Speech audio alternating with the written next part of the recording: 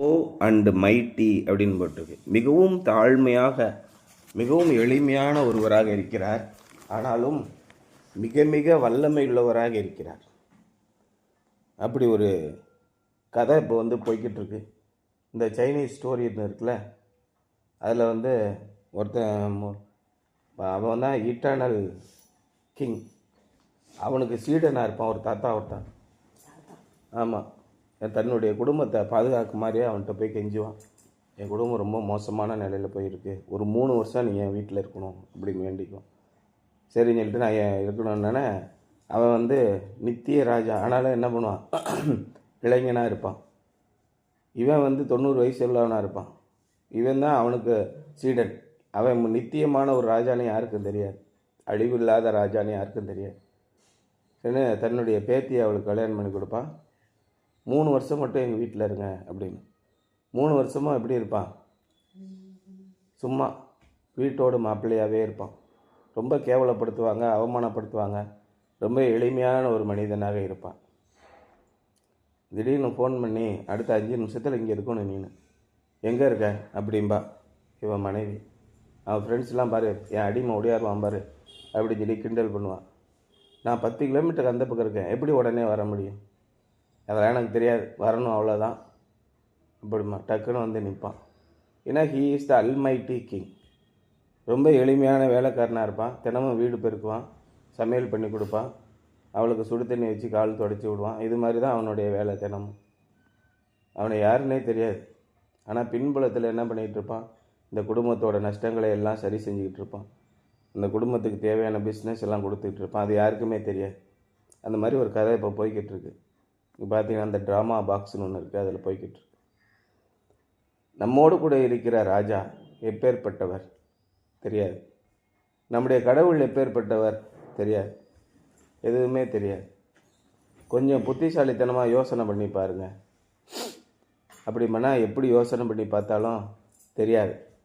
இந்த உலகத்துக்குரிய ஞானத்தினாலே நீங்கள் யோசனை பண்ணி பார்த்தீங்கன்னா இயேசு கிறிஸ்துவின் பிறப்பும் அவருடைய திட்டமும் எதுவுமே உங்களுக்கு தெரியாது. அதான் பவுல் சொல்கிறார், என் பேச்சும் என் பிரசங்கமும் மனுஷ ஞானத்திற்கு உரிய நயவசனம் உள்ளதாக இராமல் ஆவியினாலும் பலத்தினாலும் உறுதிப்பட்டதாக இருந்தது.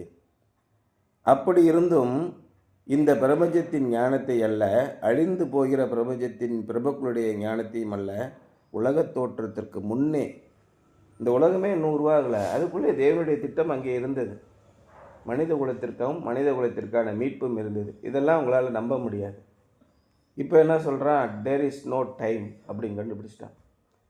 தேர் is no time such as 2000 years old, 10,000 years ஓல்டுலாம் கிடையாது. நம்முடைய மனிதனுடைய சிந்தனையில் தான் டைம் இருக்குது. There is no such thing as time in the creation of God.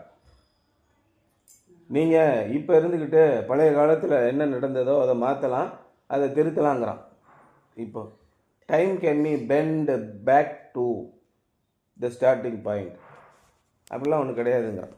The quantum science. You can be present in 2 different places apart from billions of kilometres. பல billion கிலோமீட்டருக்கு இடையிலே நீங்கள் 2 இடத்துல இருக்க முடியும் உங்களால். இப்படி சொல்கிறான். இதான் குவாண்டம் சயின்ஸ் இப்போ நிறைய கண்டுபிடிச்சிட்டு இருக்காங்க. அப்போ இறைவனுடைய ஞானம் என்பது மனிதனுடைய ஞானத்தை பார்க்கிலும் பல கோடி மடங்கு அதிகமானது. நம்முடைய குறுகிய மனநிலையை வச்சு என்ன யோசிக்கிறோம், இந்த பிரபஞ்சத்தின் ஞானத்தை அல்ல, இந்த பிரபஞ்சத்து பிரபுக்களில் ஒருவனுக்கும் அந்த ஞானம் தெரியாது. அப்படி தெரிந்திருந்தால் மகிமையின் கர்த்தரை அவர்கள் சிலுவையில் அறிந்திருக்க மாட்டார்களே. இறைவன் எங்கே வந்தார், மிகவும் தாழ்மையான மாட்டு கொட்டாயில் பிறக்க வேண்டும் என்று அவருடைய திட்டம் இருக்கிறது. பணக்காரனும் ஒன்று தான், மாட்டு கொட்டாயில் பிறந்தவனும் ஒன்று தான்டா. யாரை நீங்கள் எளிமையானவன் என்று உதாசீனப்படுத்துகிறீர்கள்? சனாதன கொள்கை என்ன சொல்லுது, நீ காலில் இருந்து பிறந்த, நீ கீழானவன், நான் தலையிலிருந்து பிறந்தேன், நான் மேலானவன். மேலானவன் யாரெல்லாம் சொல்கிறானோ அவனெல்லாம் தவிடு பொடியாகி காலுக்கு அடியில் படுற தூசியாக்குறதுக்காக அவர் எங்கே பிறந்தார்? மிகவும் தாழ்மையாக மாட்டு கொட்டாயில் பிறந்தார். அவரை நாம் பார்க்கும்போது அவரை மனுஷருக்குரிய ரூபமே இல்லாமல் இருந்தது. அவரை நாம் பார்த்து நகைத்தோம், சிரித்தோம், அவரை அவமானப்படுத்தினோம். ஆனால் அவர் யார்? மகிமையின் ராஜா. அவரை புரிந்து கொள்ளும் எண்ணம் நமக்கு இல்லை. இறைவனின் திட்டத்தை புரிந்து கொள்ளும் எண்ணம் நமக்கு இல்லை. அதான் 1 கொரிந்தியர் 27 சொல்கிறாரு, ஞானிகளை வெட்கப்படுத்தும்படி தேவன் உலகத்திலே பைத்தியமானவைகளை தெரிந்து கொண்டார். அற்பர்களை தேவன் தெரிந்து கொண்டு மிகப்பெரிய ஆட்களை உருவாக்கினார். இதான் இறைவனுடைய திட்டம். நம்ம மாம்சத்தின்படி நம்ம பெருமைப்படுத்திக்கிட்டோம்னா என்னைய மாதிரி ஆள் கிடையாது, எனக்கு ஈக்குவலாக யாரும் கிடையாது, நம்ம என்னைக்கு நினைக்கிறோமோ அன்னைக்கு அழிவின் பாதையிலே போகிறோம். அழிவுக்கு முன்னானது அகந்தை. அதான் நீதிமொழிகளில் சொல்லுது, என்றைக்கு நீங்கள் பெருமை கொள்கிறீர்களோ. இன்றைக்கு உலகத்திலே மிக உயர்ந்த நிலையில் இருக்கிறவர்களை எல்லாம் பாருங்கள், மிகவும் பணிவானவர்களாக இருக்கிறார்கள். மிக உயர்ந்த நிலையிலிருந்து சீரழிந்து போனவர்களை எல்லாம் எடுத்து பாருங்கள், அகந்தையும் பெருமையும் உள்ளவர், செருக்கும் உள்ளவர்களாக இருக்கிறார்கள். இதான் வரலாறு சொல்லுது. யாரெல்லாம் மிக உயர்ந்த நிலையிலிருந்து, இப்போ இந்த சிவநாடார்னு ஒருத்தர் இருக்கார்ல, இந்த சிவசங்கரன், ஏர்டெல் ஓனர், அவருடைய பேச்சும் அவருடைய நடவடிக்கையும் பாரு. ஏர்டெல்லில் இன்னும் ஏர்செல்னு ஒரு கம்பெனியே வச்சுருந்தான், அவ்வளோ பெரிய கம்பெனி. இன்றைக்கி ஒன்றும் இல்லாமல் தெருவில் இருக்கான். என்ன சொல்கிறான்? நான் அப்படியாப்பட்டவன் இப்படியாப்பட்டவன், இதை மதிக்கல. ஏன் தரைக்கு வந்த? தெரியாது. உன்னுடைய அகந்தையும் உன்னுடைய நடவடிக்கையும் சரியில்லை. மிகப்பெரிய லெவலில் இருந்தும் மிக தாழ்மையுள்ளவர்களாக இருக்கிறார்கள். எப்படி இருக்காங்க? டாப்பாகவே இருக்கு. இதான் உலகத்தில் ஒரு ஞானத்துக்கும் பரலோகத்தில் இருக்கிற ஞானத்துக்குள்ள வித்தியாசம். The lost world admires birth, social status, financial success, power and recognition. இந்த உலகத்திலே இருக்கிறவர்கள் எதை தேடுகிறார்கள்? பிறந்த நாள் விழாக்களை கொண்டாடுகிறார்கள். மிகப்பெரிய ராஜா பிறந்துட்டான்னா ஒரு பெரிய பணக்கார குடும்பத்தில், அது அவன் அந்தானி வீட்லேயோ, அபானி வீட்லேயோ, அம்பானி வீட்லேயோ, அதானி வீட்லேயோ யாரோ ஒருத்தன் குழந்தை பிறந்துச்சுன்னா உடனே லட்சக்கணக்கான பேர் போய் ஆசீர்வாதத்தை தருகிறார்கள். பிரதமர் ஆசீர்வாதத்தை தருகிறார், எல்லாம் செய்வார். சோஷியல் ஸ்டேட்டஸ், எத்தனை கார் இருக்குது, எத்தனை அடுக்குமாடி வீடுகள் இருக்குது, அரண்மனை மாதிரி வீடுகள் இருக்குது, ராஜா மாதிரி வாழ்ந்துக்கிட்டு இருக்கான்னா அதை இந்த உலகம் பார்த்து ரசிக்கிறது. ஃபினான்ஷியல் ஸ்டேட்டஸ், சக்ஸஸ், ஒருத்தர் எந்த அளவுக்கு வெற்றிகரமான ஆளாக மாறினார். பவர், வல்லமை அண்ட் ரெக்கக்னிஷன், அங்கீகாரம், இதையெல்லாம் பார்த்து இந்த உலகத்திலே மக்கள் மிகப்பெரிய ஆள் அவர் என்று சொல்கிறார்கள், ரசிக்கிறார்கள், அவரை வணங்குகிறார்கள். நீங்கள் அதிகமாக பணம் உங்கள்கிட்ட இருக்குது அப்படின்னா இந்த உலகம் உங்களை பார்த்து வணங்கும், தலை வணங்கும். அவர்கள்தான் வெற்றியாளர்கள். இந்த உலகத்திலே மிக உயர்ந்த ஸ்டேட்டஸ்க்கு போயிட்டீங்க, நிறைய பணம் சம்பாதிச்சுட்டீங்க அப்படின்னா நீங்கள் தான் வாழ்வில் வெற்றி பெற்றவர்கள் அப்படின்னு இந்த உலகம் நினைக்குது. அவர்களை பார்த்து தான் ரசிக்கும். இதுதான் இந்த உலகத்தின் ஞானம். But none of these things can guarantee eternal life. இதில் எதுவுமே அழியாத வாழ்வை உங்களுக்கு கொடுப்பதில்லை. இதுதான் பலவிதமான நாடகங்கள்லேயும் கதைகள்லேயும் சினிமாலேயும் எடுக்கிறான். எவ்வளோ பெரிய கோடீஸ்வரனாக இருந்தாலும் உனக்கு நிம்மதி இல்லை அப்படின்னு எழுதுகிறான். ஏன் இந்த கருத்தை உலாவர விடுகிறார்கள்? எல்லா மதத்திலும், எல்லா நாடுகளிலும், எல்லா சமுதாயங்களிலும் எப்பேற்பட்ட கோடீஸ்வரனாக இருந்தாலும் நிம்மதி இல்லை சார். ஏன் இல்லை? நித்தியமாக அழியாத ஒரு வாழ்வு உண்டு என்பதை மனம் தேடுகிறது. The message and miracle of God's grace in Jesus Christ utterly put to shame the high and mighty people of this world. இயேசு கிறிஸ்துவை குறித்த செய்தியும் தேவனுடைய கிருபையும் ஞானிகளை எங்கே தேடச் சென்றது? சாஸ்திரிகள் எங்கே போனார்கள்? கிழக்கிலிருந்து சாஸ்திரிகள் நட்சத்திரத்தை பின்பற்றி சென்று எங்கே போனாங்க? யூதருக்கு ராஜாவாக வரப்போகிறவர் எங்கே பிறந்திருக்கிறார்? யூதருக்கு ராஜா எங்கே பிறப்பார்? ராஜா அரண்மனையில் தான் பிறப்பார் இல்லையா? நேராக அரண்மனைக்கு போயிட்டான். அவர் அங்கே பிறக்கவில்லை. அவர் எங்கே பிறந்தார்? ஏழை கோலமாக பிறந்தார். இந்த உலகத்தையே அவமானப்படுத்தி போட்டது தேவனுடைய திட்டம். The wise of this world cannot understand how God changes sinners into saints, and the mighty of this world are helpless to duplicate the miracle. தேவனுடைய புரிந்து கொள்ளுதல் அல்லது அவருடைய how God changes, தேவனுடைய வல்லமையை யாராலும் புரிந்துக்க முடியல. நேற்று வரைக்கும் மிக கொடூரமான ஒரு மனிதனாக இருந்தார். இன்றைக்கு தேவனுடைய பிள்ளையாக மிக அமைதியான ஒருவனாக இருக்கிறான். நேற்று வரை அழிந்து போயிருந்த குடும்பங்கள் இன்றைக்கு கட்டப்பட்டு இருக்கின்றன. எப்படி கடவுளால் முடியும்? உடனே அதை பார்த்து இவங்க ஆலோசனை மையங்கள், ஆற்றுதல் மையங்கள், இது மாதிரி கவுன்சிலர்ஸ் எல்லாத்தையும் உருவாக்குனாங்க. பேச்சுவார்த்தை நடத்தி நம்மளால் குடும்பங்களை இணைக்க முடியும். நல்ல புத்திமதி சொல்லி பிள்ளைகளை நாம் திருத்தி விட முடியும். சிறு பிள்ளைகளாக இருக்கிறவர்கள் குற்ற செயல்களில் ஈடுபடும் போது அவர் எங்கே போயிடுறாங்க? சீர்திருத்த இல்லங்களுக்கு போவாங்க. ஜுவனைல் பிரிசன் அப்படின்னு பேர். சின்ன பிள்ளைகளுக்கு தனி கோர்ட் இருக்குது, நீதிமன்றங்கள் இருக்குது, சிறைச்சாலைகள் இருக்குது. அங்கே போய் பிள்ளைகளுக்கு புத்தி சொன்னால் தெரிஞ்சிருவாங்க அப்படின்னு நினச்சாங்க. யாருமே திருந்தலை. The wise of this world cannot understand how God changes sinners into saints, and the mighty of this world are helpless to duplicate the miracle. இப்படி ஒரு அதிசயத்தை செய்ய முடியும்னு அவங்களால நினச்சி கூட பார்க்க முடியல. அதையே இவங்களும் செஞ்சு பார்த்தாங்க, ஆனால் தோல்வியில் தான் போய் முடிஞ்சது அப்படிங்கிறாரு. The annals of church history are filled with accounts of great sinners whose lives were transformed by the power of the gospel. நம்முடைய சபையிலே பின்னோக்கி பார்த்தீர்கள் என்றால், ஏன் பவுலை எடுத்துக்கோங்க, மிகப்பெரிய கொலைகாரன், சபைக்கு விரோதமானவன், எப்பேற்பட்ட கிறிஸ்துவின் சீடனாக மாறினான். இதை மாதிரி நீங்கள் எடுத்துகிட்டே வந்தீங்கன்னா பல ஆயிரக்கணக்கான லட்சக்கணக்கான பேர்கள் தங்களுடைய மோசமான வழிகளில் இருந்து கிறிஸ்துவுக்கு விரோதமானவர்களாக இருந்து மாறியிருக்கிறார்கள். கிறிஸ்துவின் உண்மையான பிள்ளைகளாக மாறியிருக்கிறார்கள்.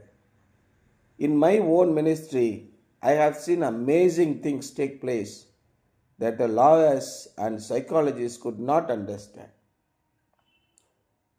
அப்போ வக்கீல்களுக்கு தெரியும், சார் பயங்கரமான கொலகார பையன் சார், அவன் மனுஷனே கிடையாது, இப்படி இப்போ மாறினா, நாங்களும் எவ்வளோ பற்றி சொல்லிட்டோம் கேட்கல, ஆனால் இப்போ எப்படி கிறிஸ்துவின் பிள்ளையாக மாறி பைபிள் எடுத்துகிட்டு அமைதியானவனாக போகிறான். எந்த மதங்களாலும் மனிதனை மாற்ற முடியவில்லை. இயேசு கிறிஸ்துவின் செய்தி, நற்செய்தி, பாவிகளை ரட்சிக்க இயேசு கிறிஸ்து வந்தார், உன்னுடைய பாவங்களுக்கு விமோசனம் உண்டு, உனக்கு நிம்மதி உண்டு, சமாதானம் உண்டுன்னு சொன்ன அந்த நற்செய்தி எப்படி இவர்களை மாற்றியது? சைக்காட்ரிஸ்ட்டுக்கே தெரியல நிறைய விஷயங்கள். நாங்கள் போய் சைக்காட்ரிஸ்ட்ட கவுன்சிலிங் போகிறோம், பல ஆலோசனை சொல்கிறார்கள், எதுவுமே ஏற்றுக்கொள்ளத்தக்கதாக இல்லை. ஆனால் தேவனுடைய கிருபை ஒரு நொடியிலே மாற்றி போட்டது. அப்பேற்பட்ட அதிசயங்களை செய்கிறது. எப்படி செய்கிறது? புரிந்து கொள்ளவே முடியவில்லை அவர்களால். We have seen delinquent teenagers become successful students and useful citizens. தற்குறியராக அலைகிற அநேக இளைஞர்களை நான் பார்த்திருக்கிறேன்.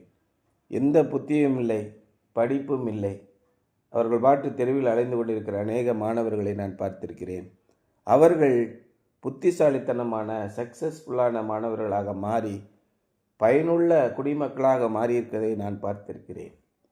We have seen marriages restored and homes reclaimed, much to amazement of courts. நிறைய நீதிமன்றங்களை ஆச்சரியப்படும் அளவுக்கு அநேக குடும்பங்கள் ஒன்றாக சேர்ந்திருக்கின்றன. அநேக வீடுகளை நாங்கள் திரும்ப கட்டியிருக்கிறோம். நீதிமன்றமே ஆச்சரியப்படுது. நடக்காதுங்க, அதெல்லாம் நடக்காது.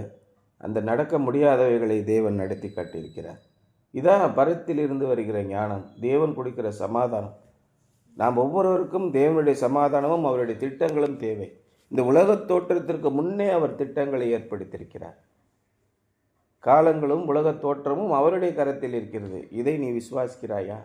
இதான் ரொம்ப முக்கியம். எப்படிங்க நம்ப முடியும்? கம்பி கட்டுற கதையாக சொன்னீங்கன்னா எப்படி நம்ப முடியும்?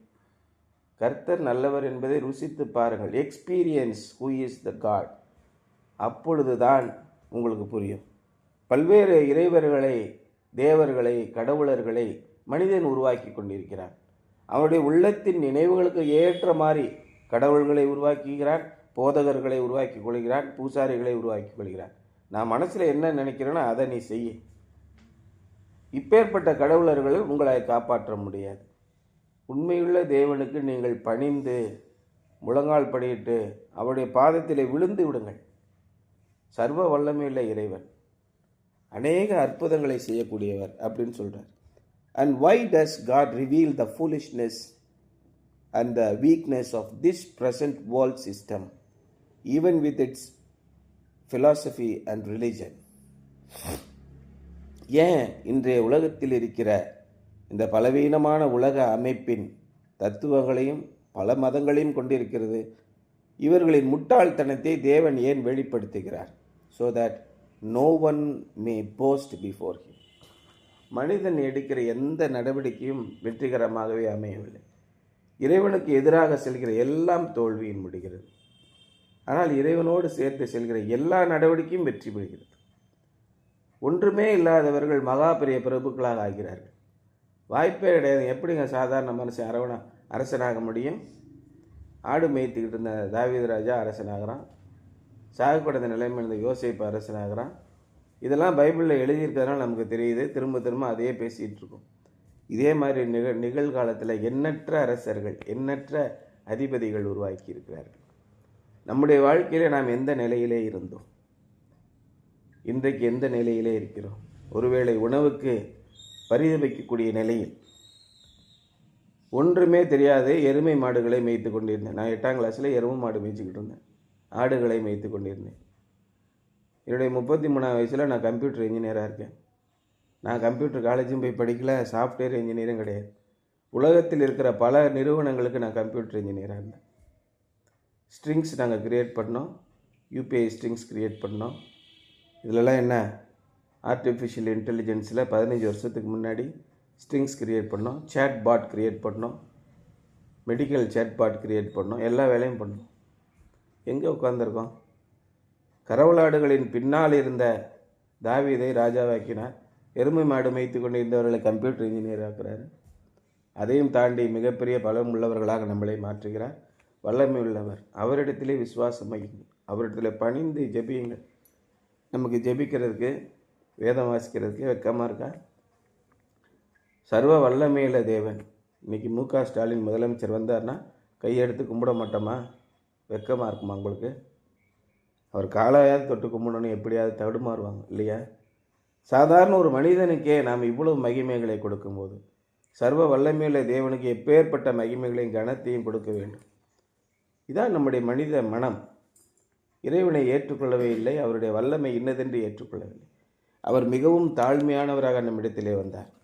இந்த உலகத்தையெல்லாம் படைத்த இறைவன் உங்களிடத்தில் வந்து பேசிகிட்டு இருப்பார் அப்படின்னு நீங்கள் உருட்டிக்கிட்டு இருக்கீங்க. இப்படி தான் உலகம் கேட்கும். இந்த உலகத்தால் ஏற்றுக்கொள்ள முடியாது. அவர் எங்கும் நிரம்பி இருக்கும் பரம்பொருள். அதான் இந்து மதத்தில் சொல்கிறாங்க. வானாகி மண்ணாகி வழியாகி ஒளியாகி ஊனாகி உயிராகி உன்னதுமாய் இல்லதுமாய் உண்மையுமாய் இன்மையுமாய். இல்லையா? அந்த பாட்டு படிச்சிருக்கீங்களா? எல்லாமே அவர் தான். காற்றும் அவன்தான், கடலும் அவன்தான், வானும் அவன்தான், பூமியும் அவன்தான், எல்லாருடைய மனதிலும் குடியிருப்பும் அவன்தான். 800 கோடி பேருடைய மனதிலே இறைவனால் குடியிருக்க முடியும், தகவல் தொடர்பு கொள்ள முடியும். இந்த ஞானத்தை ஏற்கனவே 2000 வருஷத்துக்கு முன்னாடி எழுதி வச்சிருக்கான். பல அறிஞர்கள் எழுதியிருக்காங்க, கவிஞர்கள், பக்திமான்கள் எழுதியிருக்கிறார்கள். அப்போ இறைவன் எப்பேற்பட்டவன்? அவன் ஆதியும் இல்லாதவன், அந்தமும் இல்லாதவன், ஊனும் இல்லாதவன், உற்றாரும் இல்லாதவன், சுற்றாரும் இல்லாதவன், தாய் இல்லாதவன், தகப்பன் இல்லாதவன், சந்ததியே இல்லாதவன் அப்படின்னு போட்டிருக்கு. சிவன் வந்து அப்பேற்பட்ட ஒருவன் இப்போ எடுத்திருக்கு. மாணிக்க வாசகர் எழுதுகிறார். ஆனால் மறுபடியும் சிவனுக்கு சிலை செஞ்சுக்கிட்டு இருக்கான். எதுக்கு? அவன் உருவம் இல்லாதவன், அருவம் இல்லாதவன். அவன்தான் இறைவன். அவனுடைய சக்தியை உங்களால் அளக்க முடியாது. எப்பேற்பட்ட மனிதனாக இருந்தாலும் அவனுக்குள்ளே இறைவனின் சிந்தனை இருக்கிறது, அவருடைய வல்லமை இருக்கிறது. அதை நாம் உணர்ந்து கொள்ளாமல் இருக்கிறோம். மனிதர்கள் யாரும் தமக்கு முன்பாக தன்னை உயர்த்தாதபடிக்கு தேவன் இப்பேற்பட்ட மடமையை மனிதருடைய மனதிலே வைத்திருக்கிறார். Salvation must be wholly of grace, otherwise God cannot get the glory. உங்களை மீட்பது, உங்களை காப்பாற்றுவது, உங்களுடைய பொல்லாத வழிகளிலிருந்து உங்களை மீட்பது முற்றும் முழுதும் கிருபையினாலே ஆக வேண்டும், தேவனுடைய கிருபையினால். இல்லை என்றால் என்ன சொல்லிவிடுவார்கள்? இன்னைக்கு பாதிரியார் சொல்கிறான்ல, என்ன சொல்கிறான்? இவர்கள் எல்லாம் என்னுடைய ஆத்துமாக்கள், நான் ஆண்டவருக்குள்ளே இவர்களை வழிநடத்தி இவரிடத்தில் சுரண்டி சுரண்டி சுரண்டி சுரண்டி தின்கிறேன். ரட்சிப்பு கர்த்தருடையது, உன்னால் ஒரு ஆணியையும் பிடுங்க முடியாது. நீ போய் அவர்களிடத்திலே சொல்லு, இது மட்டும்தான் உன்னுடைய வேலை. அவர்களை மனதை மாற்றுவதும் மாற்றாமல் இருப்பதும் தேவனுடைய கிருபை. இதை நல்லா புரிஞ்சுக்கணும் அப்படி சொல்கிறார். Otherwise God cannot get the glory. நீங்கள் எல்லாம் இறைவனுடைய நாமத்தினாலே எல்லாரும் ரசிக்கப்பட்டு கூண்டுக்குள்ளே ஏற்றிக்கிட்டே இருக்கு, நாய் பிடிக்கிற கூண்டுக்குள்ளே. அப்புறம் கடவுளுக்கு என்ன மரியாதை இருக்குது, மகிமை இருக்கிறது? இறைவன் உங்களை மாற்றினால் அது நிரந்தரமான மாற்றம் அப்படின்னு சொல்லி சொல்கிறார். Something to ponder. What is an amazing act of God you have witnessed lately that confounds those are who are wise and are powerful. மிகப்பெரிய ஞானவான் அல்லது மிகப்பெரிய வல்லமை உள்ளவன் என்று நினைத்த ஒருவனை முடக்கி போட்ட ஒரு காரியத்தை நீங்கள் சமீபத்திலே பார்த்து தேவனை பார்த்து ஆச்சரியப்பட்டிருக்கிறீர்களா? மிகப்பெரிய ஆட்கள், அவங்களால் அது பண்ண முடியும், இது பண்ண முடியும். ஆச்சரியப்பட்டிருக்கீங்களா?